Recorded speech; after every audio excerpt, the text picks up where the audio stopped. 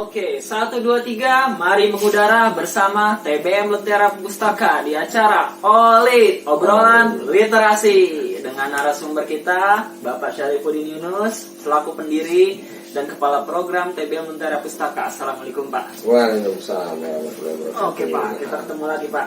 Ketemu lagi ini OLIT kita mau ngomongin apa itu literasi media sosial Pak. Kalau media sosial kan kita udah tahu Pak, kayak WhatsApp, Facebook, Instagram, dan sekarang TikTok yang lagi ngetren Pak. Ya.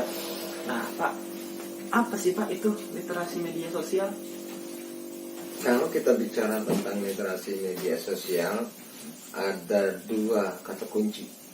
Satu, literasi. Kedua, media sosial.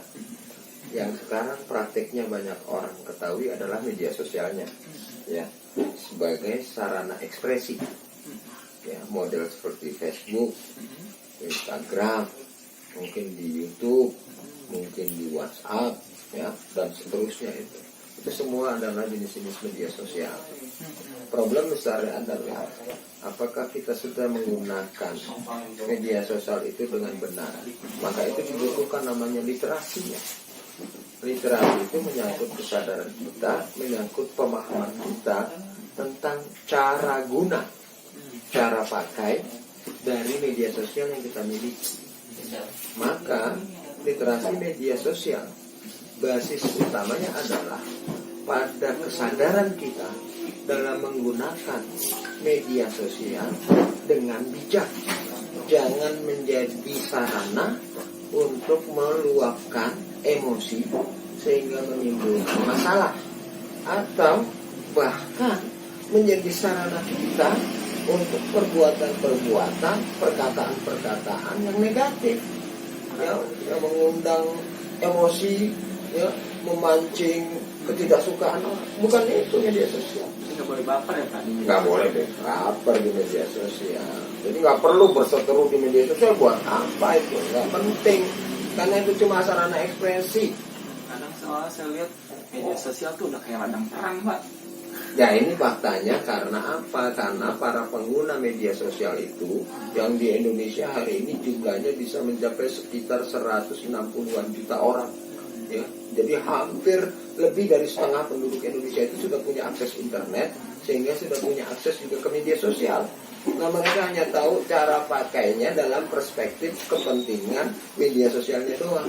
Tapi tingkat literasinya dalam bermedia sosial masih sangat rendah. Yang terjadi tadi, orang berseteru, kemudian bersengketa, beda pendapat, kemudian akhirnya jadi marahan, kemudian bahkan jadi disebut peperangan tadi.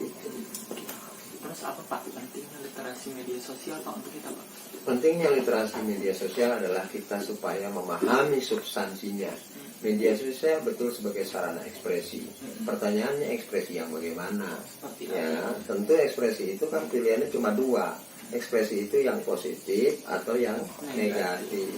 Nah, sekarang banyak orang, ya, campur baur tuh di media sosial. Yang positif ada, yang negatif ada.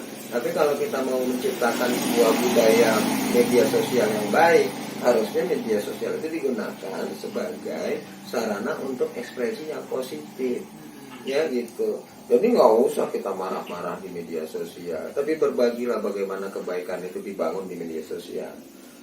Berbagilah tentang bagaimana kepedulian itu dibangun di media sosial. Berbagilah bagaimana informasi dan pengetahuan ilmu yang benar itu dibagi di media sosial. Itu saja pentingnya literasi media sosial. Pak, bicara tentang literasi media sosial, ada apa sih Pak dampak negatifnya? Dampak negatifnya itu, kita salah Pak. kalau kita salah menggunakan media sosial, dampak negatifnya seperti yang hari ini sudah terjadi di negeri Indonesia. Pertama, ada orang di media sosial mengupload gambar dengan kata-kata yang tidak pantas, lalu diadukan oleh temannya sendiri atau oleh orang lain sebagai perbuatan pencemaran nama baik, misalnya, ya, itu artinya dia sudah berbuat kesalahan sehingga akhirnya bermasalah secara hukum. Banyak tuh contoh-contohnya. Nah, sehingga dengan situasi itu artinya apa? Ngapain main media sosial pada akhirnya jadi bermasalah secara hukum? Iya kan? Nah, inilah dampaknya. Sehingga kita hindari itu hal-hal yang negatif terjadi akibat media sosial. Ingat ada undang-undang ITE itu. Ya, yang kalau kita berkata-kata kotor, berkata-kata cacian, hujatan dan sebagainya, apalagi itu menyangkut negara dan nama seseorang, itu dengan sangat mudah dilaporkan kepada kepolisian, lalu nanti diproses secara hukum. Apa itu tujuan kita bermedia sosial? Enggak kan? Kalau enggak ya sudah, hindari konten-konten yang negatif waktu menggunakan media sosial. Itu saja. Nah, itu kan negatifnya Pak, dampak negatif. Nah, bagaimana Pak cara agar kita lebih bijak bermedia sosial Pak? Nah, kalau kita bicara bijak dalam media sosial, rumusnya sederhana saja. Pertama adalah ada istilah 2S, ya. 1, saring dulu, ya. Apa sih yang mau disampaikan di media sosial? Ya, pertama pesannya positif apa negatif? Manfaatnya ada apa enggak? Itu cara menyaring. Jadi saring dulu. Nah, kalau setelah saring itu nanti baru di-sharing. Artinya dibagi kepada orang lain, di update statusnya itu. Itulah kita sharing tuh, berbagi informasi, ekspresi kita di dalam media sosial. Jadi jangan sharing tanpa saring. Saring dulu baru di sharing. Supaya apa? Supaya nggak jadi masalah, supaya nggak dilaporin kemana-mana, supaya nggak disebut istilahnya jarimu harimaumu.